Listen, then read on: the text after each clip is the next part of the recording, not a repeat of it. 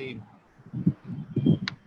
الحمد للہ رب العالمین والعاقبۃ ثم الصلاۃ والسلام علی اشرف المرسلین سیدنا و مولانا محمد بیل بج رہی تھی، آواز آ رہی تھی. سیما بقیت اللہ العظم روح و ارواح العالمین لتراب مقدمہ الفدا واللعن الدائمۃ علی اعدائهم اجمعین من یومنا الی قیام یوم الدین. اما بعد فقد قال اللہ تبارک و تعالی فی محکم کتابہ المجید و متقن کلامہ المبین وقول الحق. بسم اللہ الرحمن الرحیم انما یرید اللہ لیذھب عنکم الرجس اہل البیت ویطہرکم تطہیرا. سب سے پہلے تو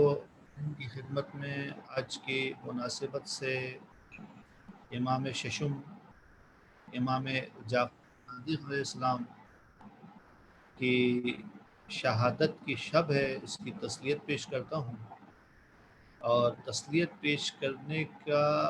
وجہ بنیادی طور پر یہ ہوتی ہے کہ جب ہمیں کسی سے محبت ہوتی ہے اور جن سے محبت ہو ان سے تعلق رکھنے والے اس دنیا سے چلے جائیں تو محبت کرنے والے اپنے دوستوں کے پاس جاتے ہیں اور کہتے ہیں کہ ہم آپ کے ساتھ اس غم کے اندر برابر کے شریک ہیں. یہ ایک عام دنیا کا اصول اور قاعدہ ہے. لیکن اگر کوئی کسی مذہب کا، کسی ملت کا بزرگ امام اس دنیا سے چلے جائے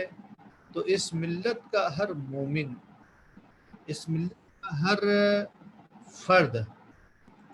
دوسرے فرد سے یہ گزارش کرتا ہے اور اس سے یہ کہتا ہے کہ جناب علی مجھے افسوس ہے اس بات کا کہ ہمارے امام آج ہمارے درمیان نہیں رہا. اور یہ ایک ایسی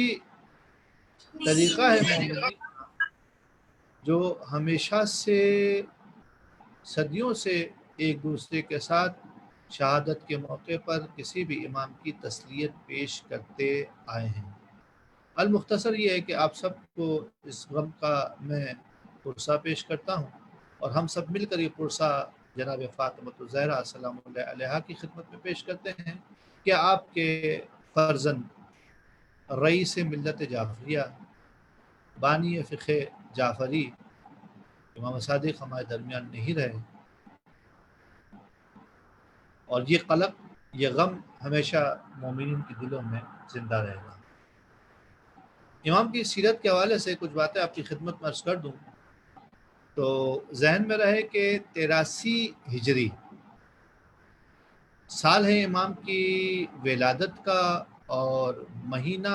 ربیع الاول اور تاریخ 17 ہے. اور عجیب اتفاق ہے کہ 14 معصومین میں 2 ہی شخصیات ایسی ہیں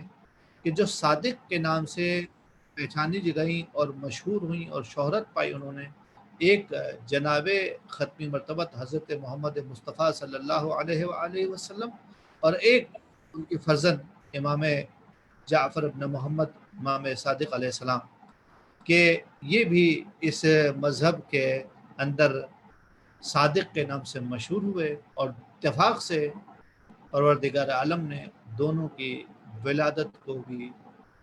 ربیع الاول جیسے بابرکت مہینے میں قرار دیا.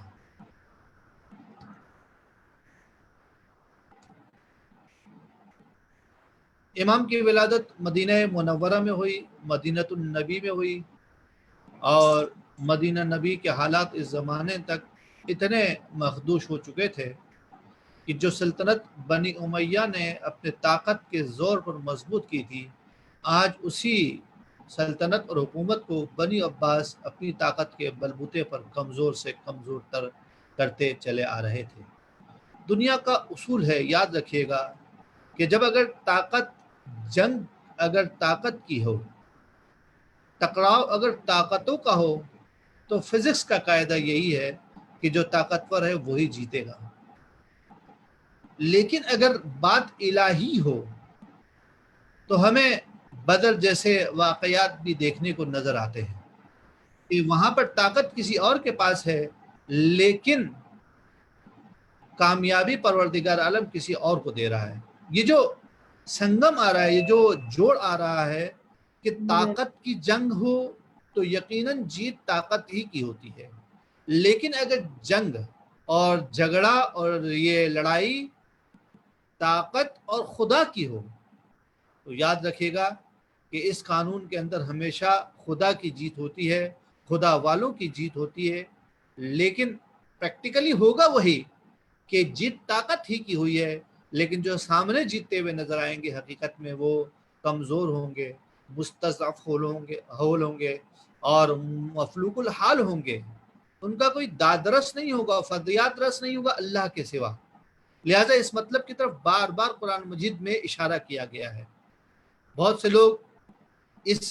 मसले में गिरफ्तार हो जाते हैं कि हमें मुसलमानों की जो बुरी हालत है उस बुरी हालत का जो जुबरान है वो जुबरान ताकत से हो सकता है, जबकि आइम्मा अहले बैत को जाके देखिए, उनकी सीरत का मुताला कीजिए। आइम्मा अहले बैत अलैहिस्सलाम कभी भी ताकत के पीछे नहीं गए। वो लोगों को इंसानियत सिखाते रहे, लोगों को मोहब्बत करना सिखाते रहे, वो दीन इलाही की पासदारी सिखाते रहे, लेकिन कभी भी ताकत के हुसूल को अपनी ज़िंदगी का नस्बुल-ऐम और मतमय नज़र करार नहीं दिया, बल्कि जहाँ उनके पास ताकत भी नज़र आई तब भी ज़ाहिरी एतबार से ऐसा लगता है कि नाउज़ुबिल्लाह सुम्मा नाउज़ुबिल्लाह वहाँ पर भी उन्होंने कमज़ोरी का सबूत दिया कि जहाँ पर वो किसी को चाहते तो माफ़ कर सकते थे और उसे सज़ा भी दे सकते थे, लेकिन उन्होंने माफ़ दे करने को तरजीह दी। कभी भी ताकत के हुसूल के लिए अहले बैत अलैहिस्सलाम ने अपनी कोशिशों को खर्च नहीं किया। तो ये मदीना जब इमाम की विलादत हुई तो इस विलादत के मौके पर मदीना दो ताकतों और दो रियासतों और दो मसलकों की ज़ाहिरी एतबार से जंग थी, लेकिन मैं ये कहूँगा कि जंग दो मसलकों की थी बल्कि एक मसलक की थी। हकीकत में ताकत के मुकाबले में थी। एक अपनी ताकत लेकर आया था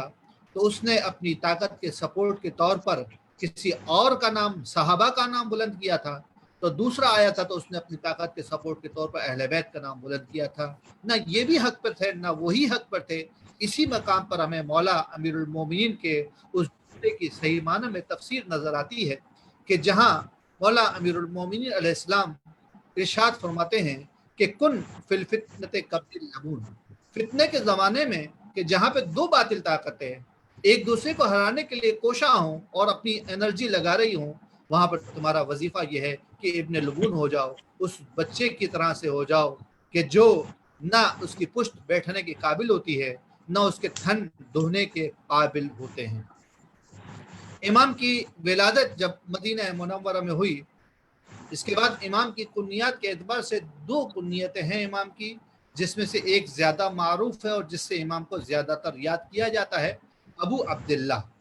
और दूसरी कुन्नियत कलीलन बहुत कम इस्तेमाल होती है, अबू मूसा, चूँकि इमाम के फर्जंद इमाम शशम के फर्जंद इमाम हफ्तुम इमाम मूसा काज़िम अलैहिस्सलाम, उनकी मुनासिबत से इमाम की एक कुन्नियत अबू मूसा है जो कि कम राइज है, जबकि इमाम सादिक अलैहिस्सलाम के फर्जंद अब्दुल्ला अफ्ताह जिनसे इमाम की कुनियत मशहूर हुई, उस ज़माने में इमाम के बाद जिन लोगों ने मसलक अहले बैत को तब्दील किया और 6 इमाम तक चल के आए और उसके बाद उन्होंने आके अपना मसलक चेंज किया, तो उनमें से एक ही अब्दुल्ला अफ्ताह थे कि जिनसे लोग उनकी तरफ चले गए, उनकी इमामत के कायल हो गए। अभी उस तफसीलात में जाए बगैर, लेकिन याद रहे कि इमाम के फर्जंद अब्दुल्ला अफ्ताह, उनकी मुनासिबत से इमाम की कुनियत अबू अब्दुल्ला करार पाती है। इमाम के अलकाब सादिक, फादिल, ताहिर, اور साबिर, ये 4 अलकाब मुख्तलिफ कुतुब में बार बार तकरार हुए हैं और मुख्तलिफ मुनासबतों से इमाम को इन नामों से याद किया जाता था लोगों के दरमियान। और ऐन मुमकिन है कि इसकी बड़ी वजह कि कोई रावी, कोई चाहने वाला इमाम की बात को कोट करते हुए नजर आए और ये कहे कि मुझसे जाफर इब्न मोहम्मद ने फरमाया इस किस्म का वाक़या आपको कम मिलेगा। लेकिन चूंकि वो ज़माना इंतहाई तशद्दुद का था और मुश्किलात का वक्त था, मुश्किल ज़माना था, उस ज़माने में लोगों ने जो ये काम कर रखे थे कि इतनी ज़्यादा इमाम पर पाबंदियाँ थी कि लोग इमाम का नाम लेते हुए घबराते भी थे। तो उस ज़माने में ऐन मुमकिन है कि इन्हीं नामों से वो इमाम की ज़ात को छुपाते हों कि सादिक ने फरमाया, फादिल ने फरमाया, ताहिर ने फरमाया और साबिर ने फरमाया। ये लोगों के दरमियान नाम के मशहूर होने की वजह आपको बता रहा हूँ इस तरीके से, क्योंकि तकैया बहुत शदीद हालत में था। फाजिल का, सादिक का मतलब ये है सच्चा, सच कहने वाला। फाजिल का मतलब है बाफजीलत इंसान। ताहिर का मतलब है पाक और पाकीज़ा इंसान। साबिर का मतलब है सब्र करने वाला।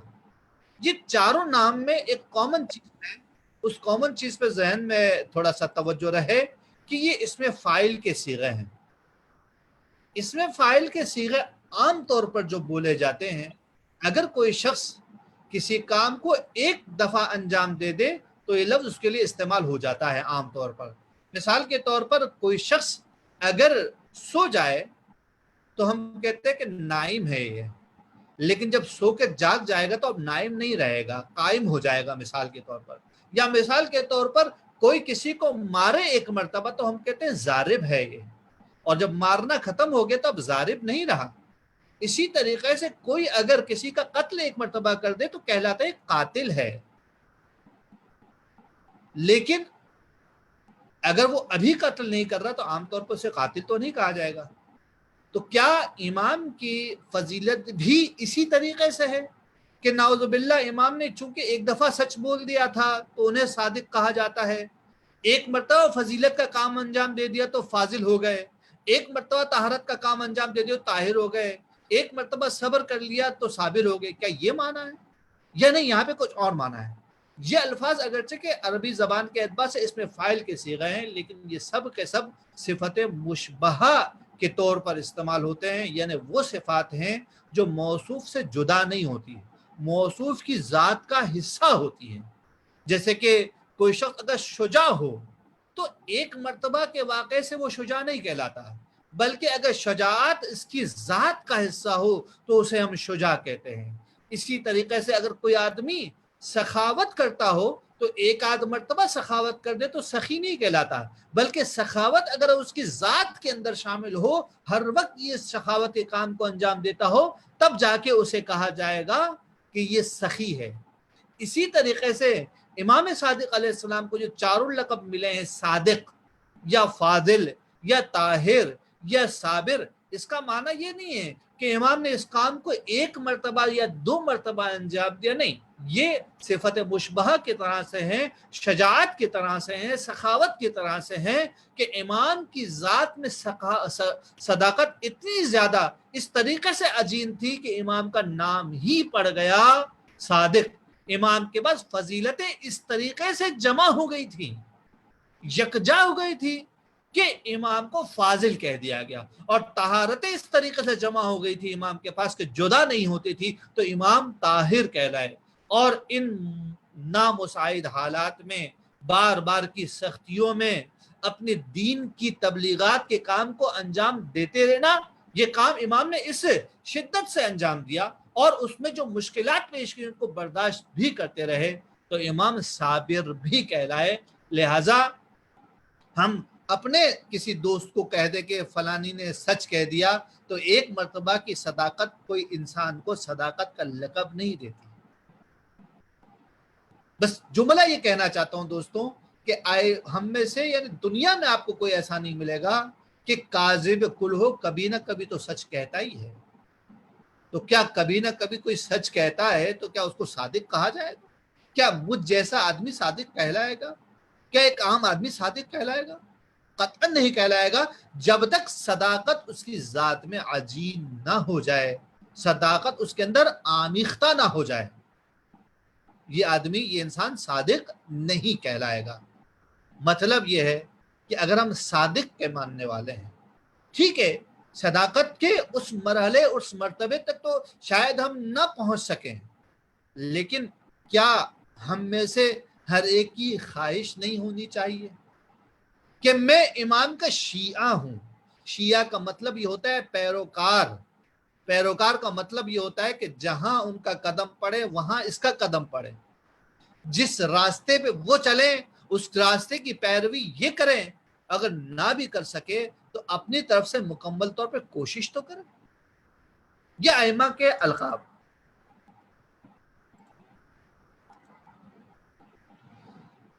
البتہ ہمارے پاس امام صادق علیہ السلام کو صادق کہنے کے لیے ایک روایت بھی ہے کہ جس سے معلوم یہ ہوتا ہے کہ صادق ایک آسمانی نام ہے، اور امام صادق علیہ السلام کو آسمانوں میں اسی نام سے جانا جاتا ہے۔ ایک مسلسل روایت ہے جس کے اندر ابو حمزہ سمالی نے سید سجاد سے سوال کیا کہ اے فرزند رسول صلی اللہ علیہ وآلہ وسلم، مجھے ان اماموں کے بارے میں بتلائیے جن کی اطاعت ہم پر واجب ہے۔ امام سجاد نے ایک ایک کر کے اماموں کو گننا شروع کیا، امام علی، امام حسن علیہ السلام، امام حسین علیہ السلام، اور اپنا نام، اور یہاں تک کہ چھٹے امام پر جب پہنچے تو جب وہ چھٹے امام جعفر تک پہنچے تو فرمایا ان کا نام آسمان والوں کے یہاں صادق ہے۔ تو ایک مرتبہ ابو حمزہ سمالی اہل بیت کو، اہل بیت کا جس طرح سے دیکھنے کا طریقہ ہے اس نگاہ سے دیکھتے تھے، اور چونکہ پروردائے خاندان رسالت تھے، امام سجاد کے یہاں آنے جانے والوں میں سے تھے اور شاگردی کو بطور تام حاصل کیا تھا، ایک مرتبہ چونک کا سوال کیا، مولا آپ میں سے تو ہر ایک صادق ہے، آپ تو سب صادق ہیں، تو یہ نام صرف انہیں کیوں ملا؟ اور بات بھی صحیح ہے کہ ہمارا عقیدہ یہ ہے کہ ہم کسی غیر معصوم کو امام نہیں مانتے ہیں، جس کو امام مانتے ہیں اس کا معصوم ہونا ضروری ہے، اور معصوم ہونے کا مطلب یہ ہے کہ صداقت ضروری ہے۔ تو جب ہر عام امام صادق ہے تو آسمانوں میں اس چھٹے امام کو صادق کے نام سے کیوں جانا جاتا ہے؟ تو امام سجاد علیہ السلام نے فرمایا کہ میرے آباء و اجداد نے رسول خدا صلی اللہ علیہ وآلہ وسلم سے نقل کیا ہے کہ جب میرا بیٹا جعفر ابن محمد ابن علی ابن حسین ابن علی ابن ابی طالب، یعنی کہ امام جعفر صادق علیہ السلام کی ولادت ہوگی تو انہیں صادق کے نام سے پکارا جائے گا، کیونکہ ان کے 5ویں فرزند کا نام جعفر ہے، جو امامت کا دعویٰ کرے گا اور اللہ پر جھوٹ باندھے گا، اور خدا کے پاس اس کا نام جعفر کذاب ہے۔ اس بارے میں بہت ساری روایات ہیں کہ جب امام زمانہ عجل اللہ تعالی فرجہ شریف کی امامت کا زمانہ آیا اور 11ویں امام علیہ السلام کی شہادت کا موقع آیا تو 10ویں امام کے فرزند نے امامت کا دعویٰ کر دیا، جو کہ حقیقت میں امام جعفر صادق علیہ السلام کے 5ویں فرزند ہیں۔ چونکہ انہوں نے امامت کا جھوٹا دعویٰ کیا اور وہ آسمانوں میں کذاب کے نام سے مشہور ہے، ہم پہلے کہہ چکے ہیں صادق کا نام آسمانی نام ہے، لہٰذا اب صادق اگر ذکر ہو، جعفر کا ذکر ہو تو معلوم رہے کہ کس جعفر کی بات ہو رہی ہے۔ ایک وہ جعفر ہے کہ جو خاندان اہل بیت سے ہے اور صداقت کے مرتبے میں فائز ہے، اور ایک وہ جعفر ہے کہ وہ بھی خاندان اہل بیت سے ہے لیکن وہ کاذب کے نام سے مشہور ہے۔ یہاں ایک بات یہ بھی سمجھ میں آ گئی کہ جب تک انسان میں ذاتی کمال نہ ہو، خاندان کا کمال اس کے کام نہیں آ سکتا، اس کے لیے باعث فضیلت نہیں بن سکتا۔ وہ اور بات ہے کہ لوگوں کا وظیفہ ہے کہ سادات کا احترام کریں، وہ لوگوں کی ذمہ داری ہے، لیکن سادات صرف اس نگاہ سے کہ اولاد پیغمبر ہیں، اولاد اہل بیت ہیں، ان پہ کوئی کمال اور فضیلت ہے، اتنا تو ہے کہ یہ اس خاندان سے تعلق رکھتے ہیں تو دوسروں کا وظیفہ یہ ہے کہ ان کا احترام کریں، ان کی عزت کریں، لیکن اس کا مطلب یہ نہیں ہے کہ یہ جو بھی کہیں گے تو وہ پتھر پہ لکیر کی طرح سے سچ ہو جائے گا، ایسا نہیں ہے۔ خاندان اہل بیت میں بھی ہمیں نظر آتا ہے کہ امام کے خاندان کا اگر ایک آدمی، ایک شخص دعوی امامت کرتا ہے تو اسے آج تک دنیا جعفر قذاب کے نام سے یاد رکھتی ہے۔ امام جعفر صادق علیہ السلام کی والدہ ماجدہ جن کا نام فاطمہ ہے اور جو ام فروہ کے نام سے معروف ہے، یعنی کہ فاطمہ بنت قاسم ابن محمد ابن ابی بکر، یعنی کہ خلیفہ اول کے فرزند محمد ابن ابی بکر کے فرزند قاسم کی بیٹی فاطمہ حقیقت میں میرے چھٹے امام کی والدہ ہے۔ یہ پروردگار عالم کی سنت الہیہ ہے کہ یخرج الحی من المیت، کہ چاہے خاندان کتنا ہی برا کیوں نہ ہو لیکن پروردگار عالم وہاں سے حی اور زندہ کو نکال لیتا ہے، اور ہمارے نظریے اور عقیدے کے اعتبار سے اس کی کوئی گنجائش نہیں تھی ہمارے جذباتی ہونے کے عنصر کو دیکھا جائے، لیکن پھر بھی ہمیں تاریخ میں نظر آتا ہے کہ محمد ابن ابی بکر کہ جنہوں نے کمال حاصل کیا، بصیرت حاصل کی، علی کے محبت کرنے والوں میں، علی کے ساتھ رہنے والوں میں شامل ہوئے، تو پروردگار عالم نے ان کی وجہ سے ان کی فرزند میں ایک فرزند کو ایک بیٹی عطا کی کہ جس کو امامت کا گہوارہ کہا جا سکتا ہے۔ اور کیا بیٹی تھی؟ ابھی میں تقابل کر کے آ رہا ہوں کہ تقابل میں نے کہا کہ ایک مرتبہ خاندان اہل بیت کا ہو تو برا ہو تو کذاب کہلاتا ہے، اور اگر خاندان کوئی اور ہو کہ جس میں سے ہم لوگ اس خاندان کا نام لینا نہ چاہے لیکن اگر فضیلت آ جائے، مقام آ جائے، تو پروردگار عالم اس کی کوکھ کو امام کی کوکھ بنا دیتا ہے۔ جناب ام فروہ کی فضیلت کے بارے میں امام صادق علیہ السلام خود ارشاد فرماتے ہیں کہ کانت امی ممت آمنت واتقت وحسنت واللہ یحب المحسنین، کہ میری ماں ان لوگوں میں سے تھی جو ایمان لائے، جنہوں نے تقوی اختیار کیا اور جنہوں نے احسان کیا۔ واللہ یحب المحسنین، پروردگار عالم محسنین کو پسند کرتا ہے۔ واللہ یحب المحسنین، حقیقت میں امام نے اس روایت میں قرآن مجید کی آیت کا اقتباس کیا ہے، لیکن اپنی والدہ محترمہ کی فضیلت بیان کرتے ہوئے نظر آ رہے ہیں۔ یہ فضیلت نہیں بتائی کہ وہ میری والدہ ہیں، یہ فضیلت نہیں بتائی کہ میں ان کا بیٹا ہوں، فضیلت ان کا عمل بتایا ہے کہ ان کا ایمان، ان کا تقوی، ان کا احسان، یہ چیزیں باعث بنی ہیں کہ میں اپنی ماں کی فضیلتیں بیان کر رہا ہوں۔ اس وجہ سے نہیں بیان کر رہا ہوں کہ وہ میری ماں ہیں، بلکہ میری ماں کا کمال یہ ہے کہ وہ ایمان لانے والوں میں سے ہے، تقوی الہی اختیار کرنے والوں میں سے ہے، خوف خدا اپنانے والوں میں سے ہے، اور احسان کرنے والوں میں سے ہے۔ یہ چیزیں عزیزوں جب جمع ہوتی ہیں، یکجا ہوتی ہیں، تو پھر وہ امام اس بندے کی تعریف بھی کرتا ہے، اور قرآن مجید کی آیت اس کے لیے سند بنتی ہے کہ واللہ یحب المحسنین، کہ پروردگار عالم احسان کرنے والوں کو دوست رکھتا ہے۔ یہ ایک بیٹی کی نسبت سے ماں کے لیے تعریف تھی، لیکن جناب ام فروہ کی نسبت سے اتنی مکرمہ، اتنی ذلیلہ تھی کہ مدینہ کے رہنے والے امام کو ابن المکرمہ کہتے ہیں۔ مکرم کہتے ہیں اس شخص کو کہ جو عزت والا ہو، جس کی لوگ عزت کرتے ہوں، اور مکرمہ وہ خاتون ہے کہ جس خاتون کی لوگ عزت کرتے ہوں۔ تو کسی کی عزت کس وجہ سے کی جاتی ہے؟ خوف کی وجہ سے کسی کی عزت کی جائے تو وہ عزت نہیں کہلاتی، وہ کرامت نہیں کہلاتی، وہ خوف ہوتا ہے۔ میں اپنے دوستوں کو یہ بات کہنا چاہوں گا کہ اگر آپ چاہتے ہیں کہ آپ کی عزت کی جائے تو عزت کے لیے اپنی زبان کو لگام کیجیے، اپنے ہاتھ کو کنٹرول کیجیے، اپنے آپ کو ہلکا کیجیے، اتنا بے ضرر کر دیجئے کہ کوئی آپ کے پاس آئے تو اس کو کسی قسم کا خوف نہ ہو اور آپ کے پاس آ کر اپنا فائدہ اٹھا کر لے جائے. جب فائدہ لے کر آئے گا وہ آپ کے اور ہمارے پاس تو یقیناً وہ آپ کی اور ہماری عزت کرے گا, تب جا کے ہم مکرم کہلائیں گے. یہ خاتون ذرا دیکھیے تو صحیح,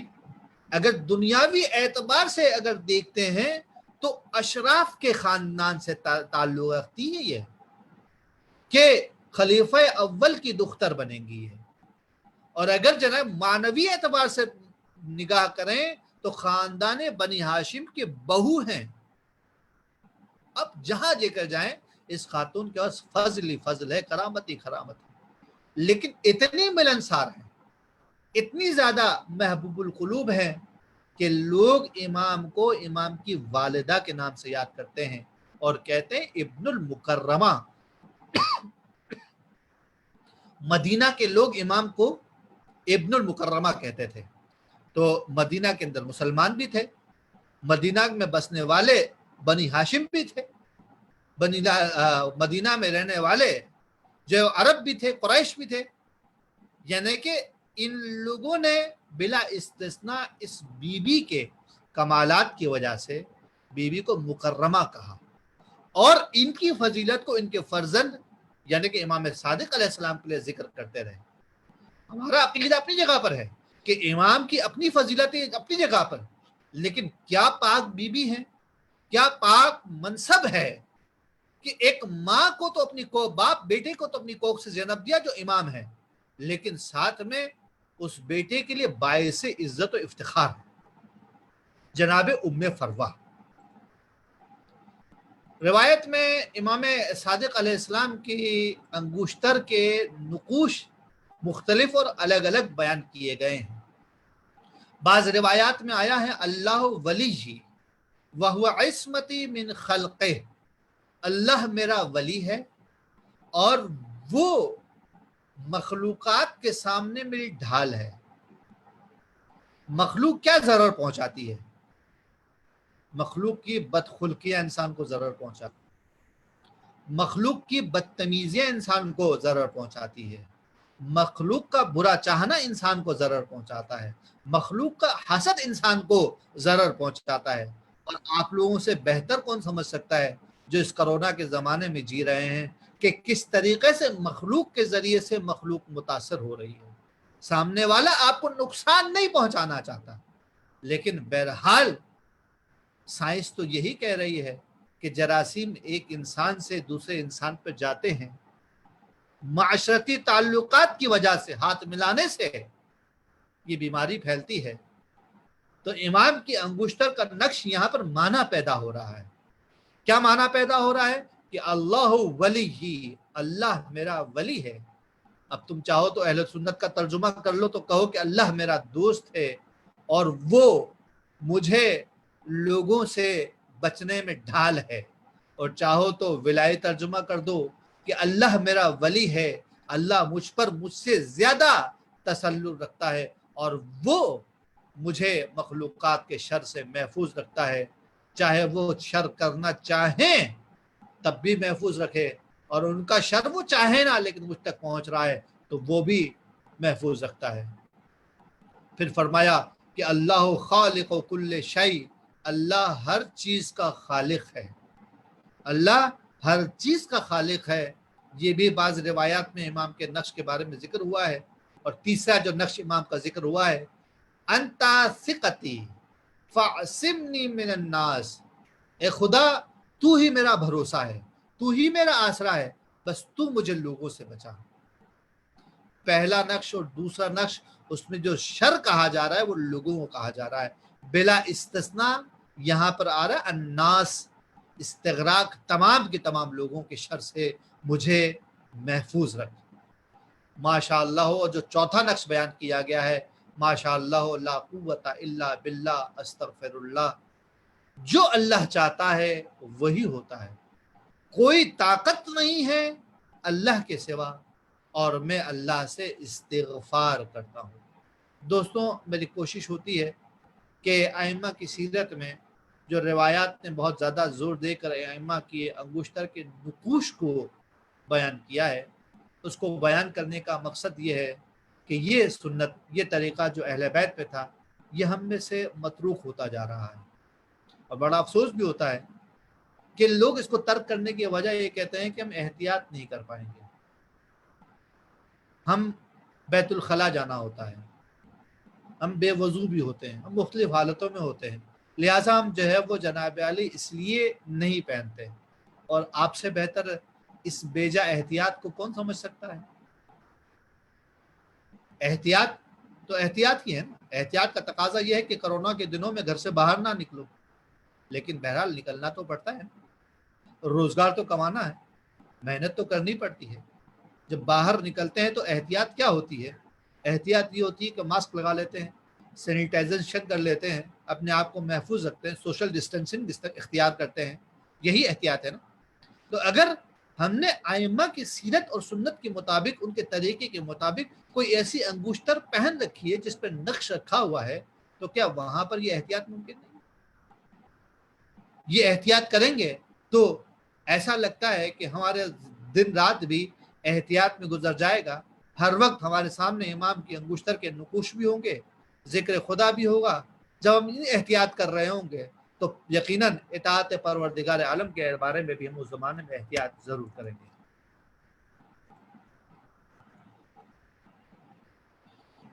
امام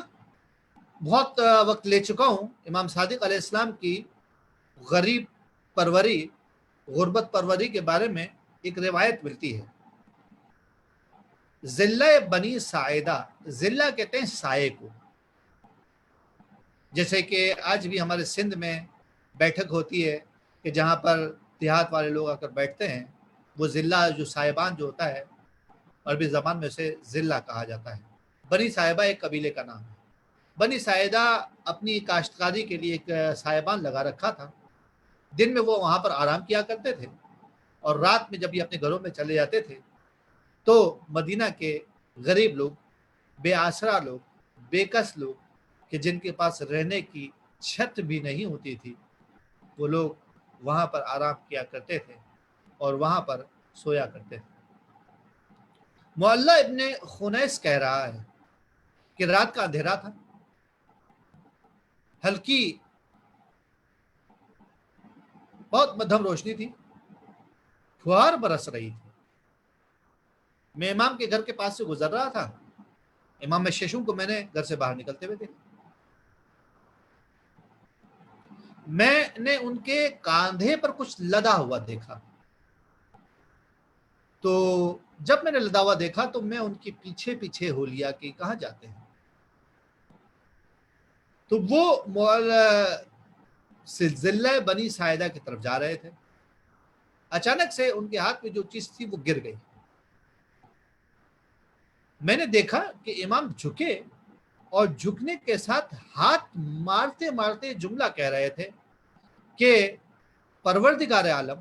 جو چیز ہمارے ہاتھ سے چلی گئی ہے اس کو ہم تک پڑوا دے، پہنچا دے، پلٹا دے، جو ہم سے ہاتھ سے چلا گیا ہے وہ ہم تک پہنچا دے۔ بڑی عجیب منزل ہے کہ عمل اور دنیا کا کمبینیشن، عمل اور دعا کا کمبینیشن یہاں پر سمجھ میں آ رہا ہے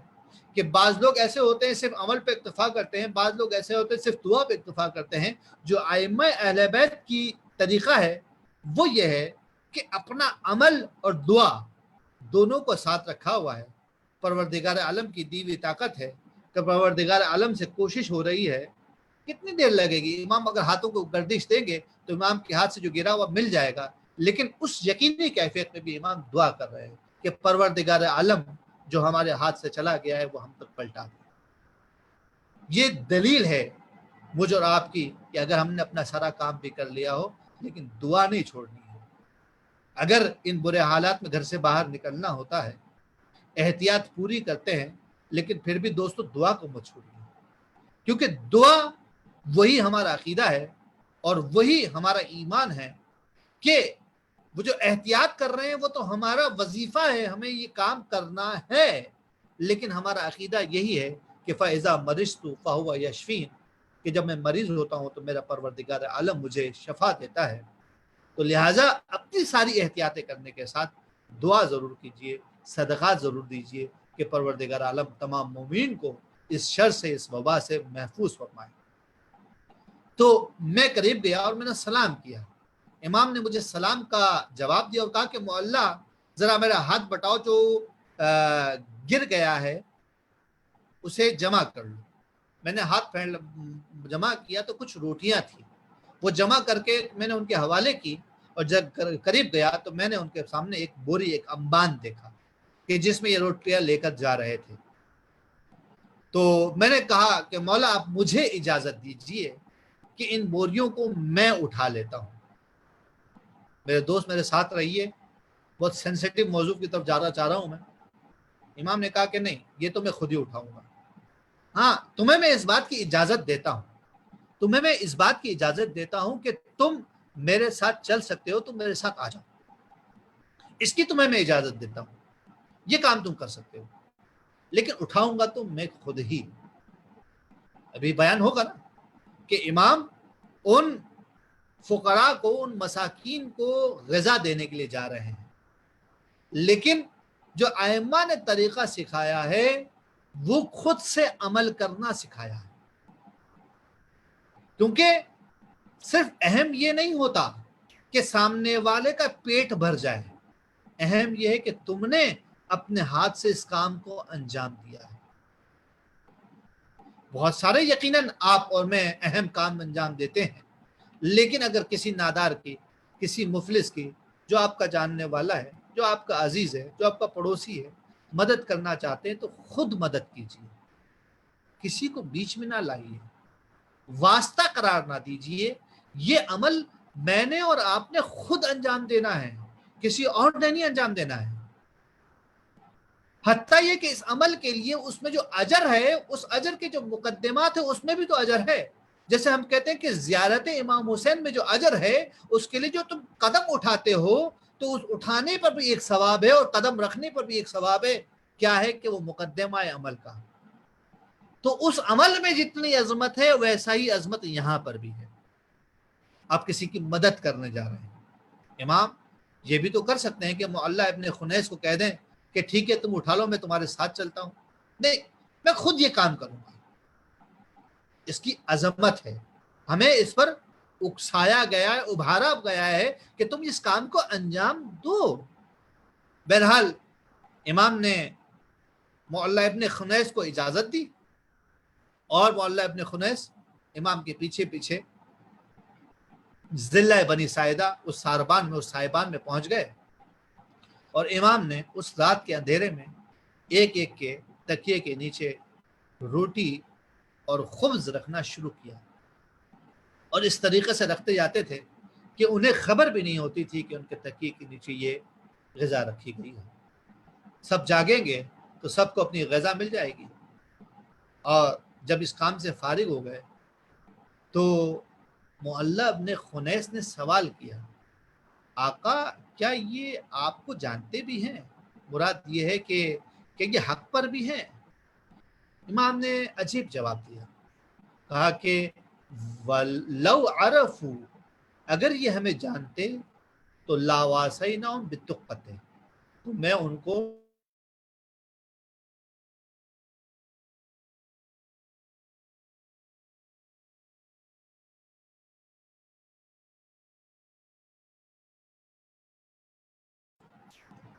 دیکھیے کہ جو نمک کے ساتھ تمہیں میں روٹی کے ساتھ تمہیں نمک بھی دیتا، جو انسانی حقوق ہے اس میں سب برابر ہے۔ جس معاشرے میں آپ جی رہے ہیں، جہاں آپ جیتے ہیں، اس کا خیال رکھیے۔ فرق نہیں پڑتا کہ قوم و مذہب کیا ہے، دین و ملت کیا ہے، ائمہ نے یہی سکھایا ہے کہ تم اس کا خیال رکھو، تم اس کے ضروریات کا خیال رکھو، کیونکہ جب تم اس کی ضروریات کا خیال رکھو گے تو اس کا تعلق اس شخص سے نہیں، اس کا تعلق تم سے ہے کہ تم میں کتنی خوبی ہے، تم میں عصبیت تو نہیں ہے، تم میں تعصب تو نہیں ہے، تم میں خوبیاں کتنی ہیں، تم باکمال کتنے انسان ہو۔ یہ ائمہ اہل بیت نے ہمیں چیز سکھائی ہے۔ इमाम की शहादत 148 हिजरी, वक्त कम रह गया है। मोतबर कुतुब के अंदर इमाम की शहादत की तारीख जिक्र नहीं हुई है। इतना तय है रिवायात के अंदर कि शव्वाल आई है, लेकिन हमारे यहाँ मारूफ तारीखें 15 और 25 हैं। शेख अब्बास कुम्मी ने लिखा है कि जो बहुत ज़्यादा मौखिक हैं, बहुत ज़्यादा तहकीक करने वाले हैं, बहुत बात के आदमी हैं, लिहाजा उसको मोतबर कुतुब में शुमार नहीं किया जाता। लेकिन बहरहाल इनकी एक वैल्यू तो है। जन्नातुल खुलद नामी किताब के अंदर इमाम की जो शहादत की जो तारीख जिक्र की गई है वो 25 शव्वाल जिक्र की गई है, जो कि आज ही की तारीख बनती है। वरना सही बुनियादी रिवायात के अंदर जिस रिवायात लेकर आते हैं वहां पर इस किस्म की कोई तारीख जिक्र नहीं हुई है। बहुत वक्त कम रह गया है। मकाम शहादत मदीना मुनव्वरा है। परवरदिगार आलम हमें सआदत नसीब करे कि हम अपनी नाहुम आंखों से इस वीरान रोज़े को इस कैफियत में देख पाए कि शायद इस मकाम पर रसूल की अकलौती बेटी जनाब फातिमा ज़हरा सलामुल्लाह अलैहा की कब्र भी शायद इसी मकाम पर मौजूद है। 4-5 रिवायत जल्दी बयान करूँ आपके लिए। इमाम सादिक अलैहिस्सलाम इरशाद फरमाते हैं कि इन्नल्लाह जमीलुन युहिब्बुल जमाला, अल्लाह जमील है और जमाल को पसंद करता है, खूबसूरत है और खूबसूरती को पसंद करता है, चाहे उसका ताल्लुक आपके अंदर से हो, आपके जिस्म से हो, तबीयत से हो, ज़ात से हो, आपके लिबास से हो, आपके घर से हो। जहां पर भी हुस्न है परवरदिगार आलम उस हुस्न को पसंद करता है। रिवायत में जुमला आया है कि अगर परवरदिगार आलम किसी के साथ खैर करता है तो उसके दिल में इमाम हुसैन अलैहिस्सलाम की मोहब्बत और उनकी ज़ियारत का शौक डाल देता है। बिहार और अनवार में रिवायत जिक्र हुई है।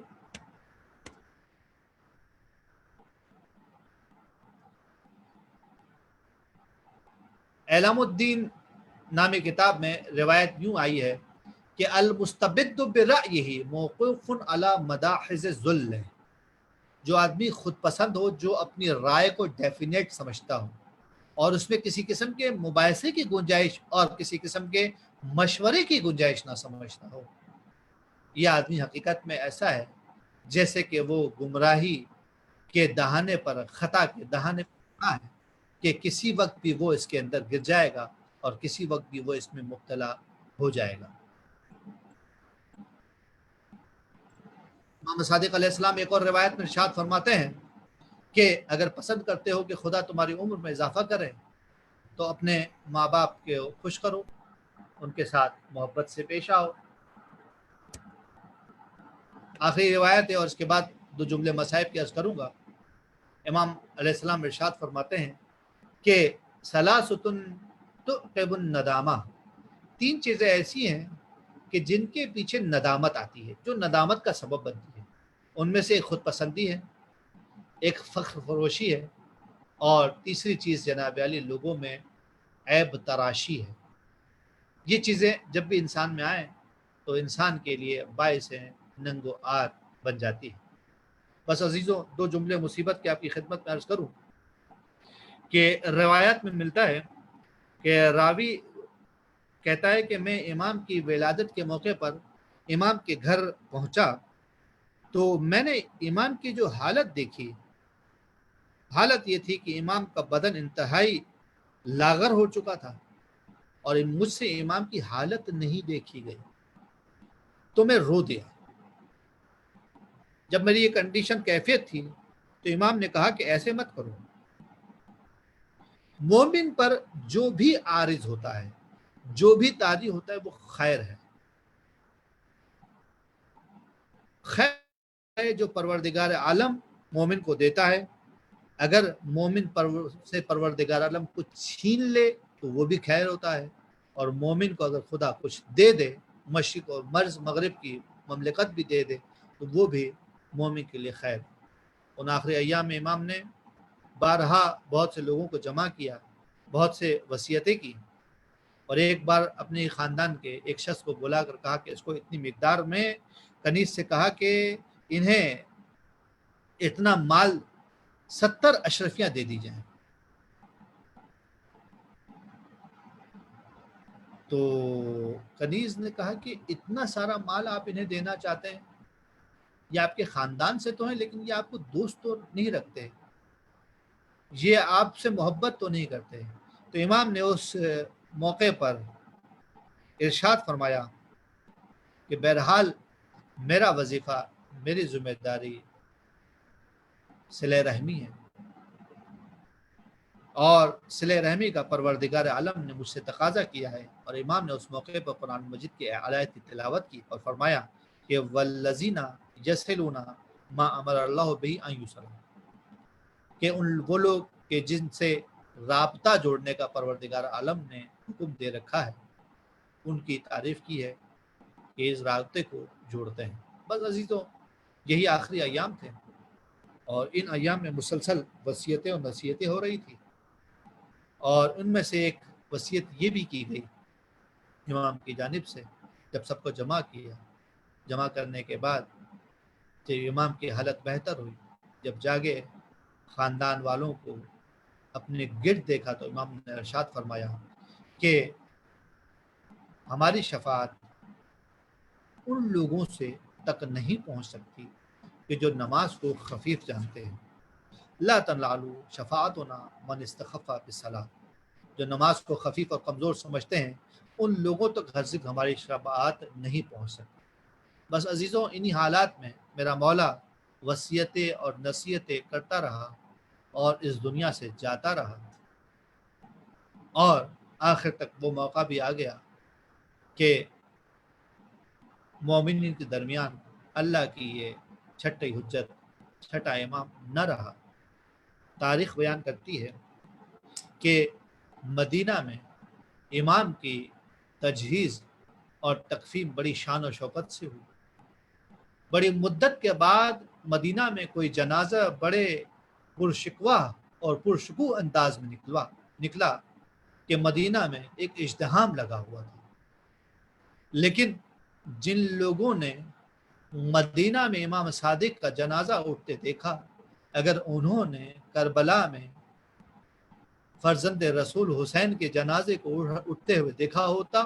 तो वो अफसोस करते और कहते इमाम हफ्तुम से कि आका मौला मौला इमाम मूसा काज़िम अलैहिस्सलाम, अरे आपने तो अपने बाबा को ज़ाहिरी एतबार से कहना भी दिया, अरे ज़ाहिरी एतबार से कफन भी पहनाया, अरे आपने ज़ाहिरी एतबार से दफन भी किया, अरे चाहने वाले भी आए, खौफ व हरास का आलम भी नहीं था, अरे बड़ी बड़ी शान थी, अरे बड़ी अजमतें थी। आका आइए, आके देखिए, अरे किस तरीके से करबल की सरजमीन पर तख्ती रेग पर अरे फर्जंदे रसूल का लाशा, बेकफन लाशा, बेलिबास लाशा, अरे कोई ना था सिवाय ये कि करबल की जमीन की रेग उड़ कर आती थी। अजब नहीं कि आवाज देती हो, अरे आका कोई और नहीं तो हम ही आपका कफन बन जाएंगे, अरे आका कोई और नहीं आया तो हम आपको दफन कर देंगे।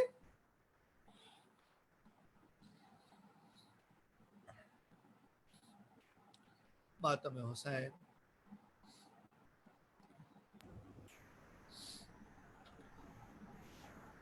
या हुसैन या हुसैन या हुसैन या हुसैन। सूरह कहफ सुनाता है ये सर किसका है, सूरह कहफ सुनाता है ये सर किसका है। खून आँखों से बहता है, खून आँखों से बहता है ये सर किसका है। सूरह कहफ सुनाता है ये सर किसका है। चलते चलते जो सकीना कहीं गिर जाती है,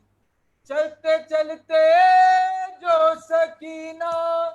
کہیں گر جاتی ہے، خود کو نیزے سے گراتا ہے، خود کو نیزے سے گراتا ہے، یہ سر کس کا ہے؟ سورہ کہف سناتا ہے، یہ سر کس کا ہے؟ اور جس طرف جاتا ہے بازار میں سر اکبر کا، جس طرف جاتا ہے بازار میں سر اکبر کا، اس طرف دیکھتا جاتا ہے، اس طرف دیکھتا جاتا ہے، یہ سر کس کا ہے؟ سورہ کہف سناتا ہے، یہ سر کس کا ہے؟ جب بھی داخل کسی بازار میں ہوتے ہیں حرم، جب بھی داخل کسی بازار میں ہوتے ہیں حرم، پہلا پتھر یہی کھاتا ہے، پہلا پتھر یہی کھاتا ہے، یہ سر کس کا ہے؟ سورہ کہف سناتا ہے، یہ سر کس کا ہے؟ پڑھ کے قرآن کی آیات سر زینب سے، پڑھ کے قرآن کی آیات سر زینب سے، دھیان لوگوں کا ہٹاتا ہے، دھیان لوگوں کا ہٹاتا ہے، یہ سر کس کا ہے؟ سورہ کہف سناتا ہے، یہ سر کس کا ہے؟ یہ سما کاش نہ دیکھے کوئی خواہ اس کی، یہ سما کاش نہ دیکھے کوئی خواہ اس کی، شمر زلفوں سے اٹھاتا ہے، شمر زلفوں سے اٹھاتا ہے، یہ سر کس کا ہے؟ سورہ کہف سناتا ہے، یہ سر کس کا ہے؟ میر سجاد نہیں کیا کوئی وارث اس کا، میر سجاد نہیں کیا کوئی وارث اس کا، اس کو ہر ایک ستاتا ہے، اس کو ہر ایک ستاتا ہے، یہ سر کس کا ہے؟ سورہ کہف سناتا ہے، یہ سر کس کا ہے؟ خون آنکھوں سے بہاتا ہے، خون آنکھوں سے بہاتا ہے، یہ سر کس کا ہے؟ سورہ کہف سناتا ہے، یہ سر کس کا ہے؟ پر محمد و آل محمد صلوات، اللہم صلی علی محمد و آل